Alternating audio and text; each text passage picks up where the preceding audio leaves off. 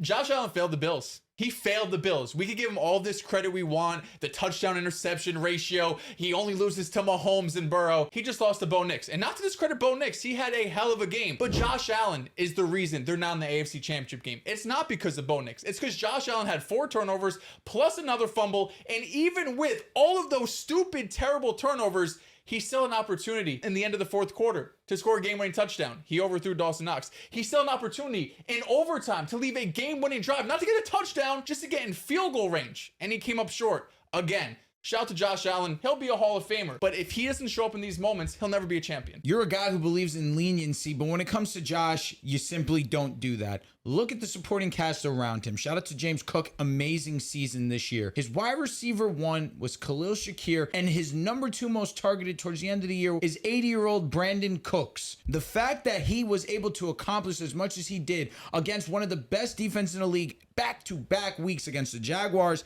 and my Denver Broncos, you need to give him some respect. Instead of giving criticism to Josh for that INT, how about we talk about the all-time play by Jaquan McMillan for getting the interception to give the Broncos a chance to win the game. Sometimes it's not about a guy folding, but it's about the other guys going ahead and stepping up and maximizing their opportunity. Josh did all that he could. He led them to a game-tying field goal to even go into overtime. He was the one that put them in position to be up in the first place.